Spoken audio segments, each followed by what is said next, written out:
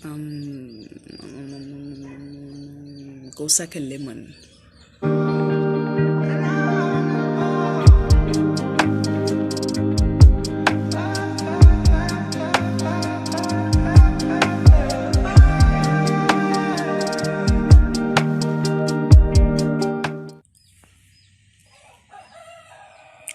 Love and peace to all of you guys.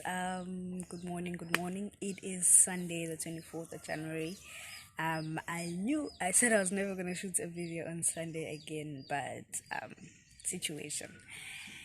Anyways, guys, this is episode 5 of hashtag Nonfiction Sunday.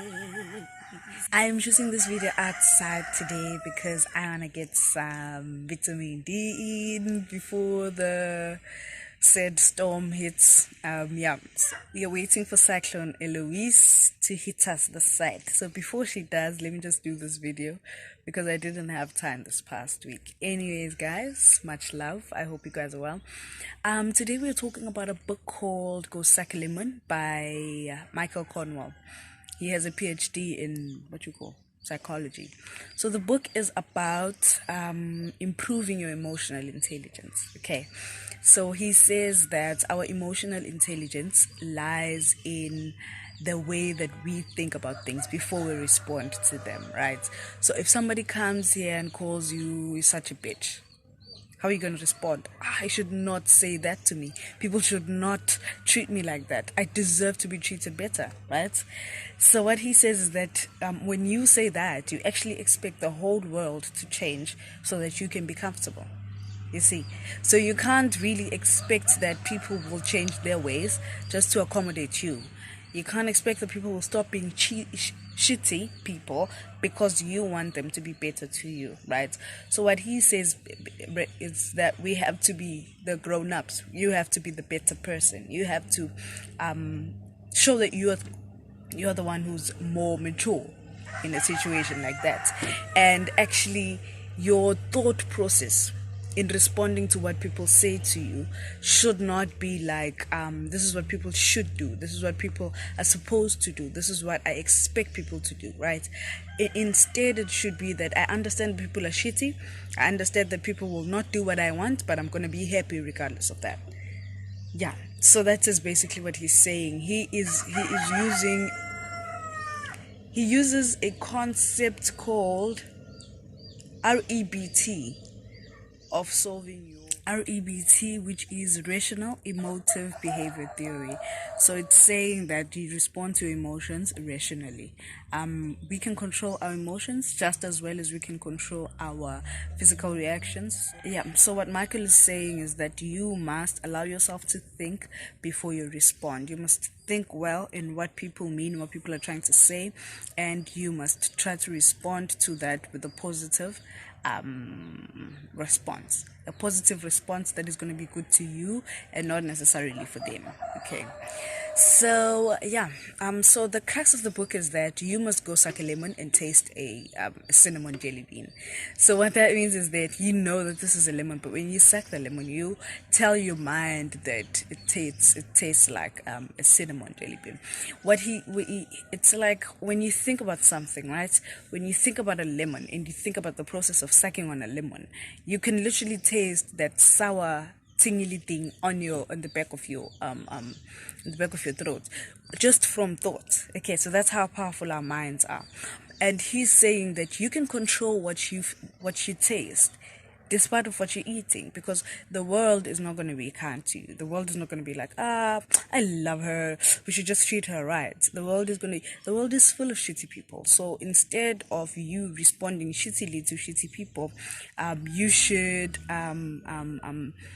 control the way you respond to it instead. Right?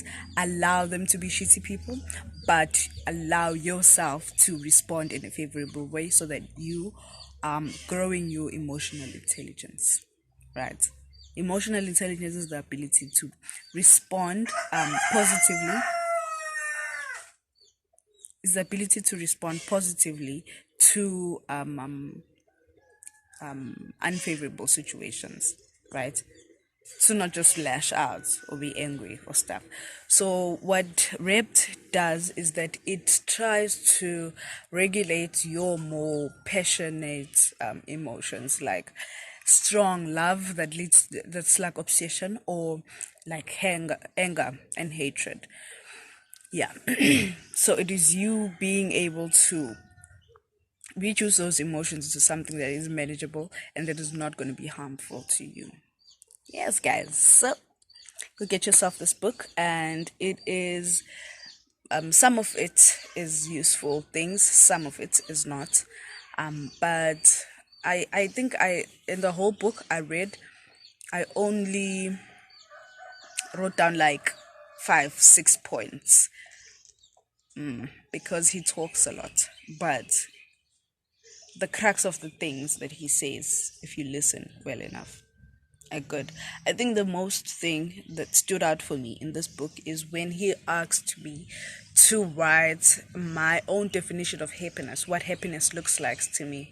So that was very eye-opening, in that, are you basing your happiness on physical things, on material things, or is your happiness coming from deep inside of you, right?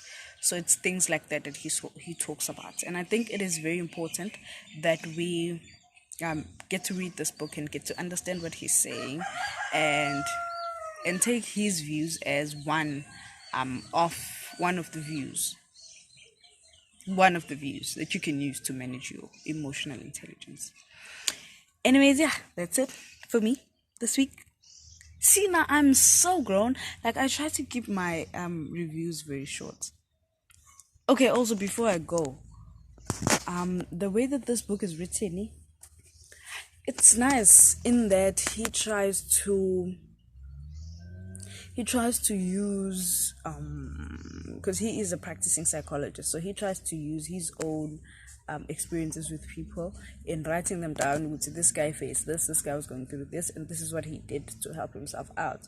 So I feel like that is really good because it's relatable when you see that other people go through this and other people, they don't make it in the first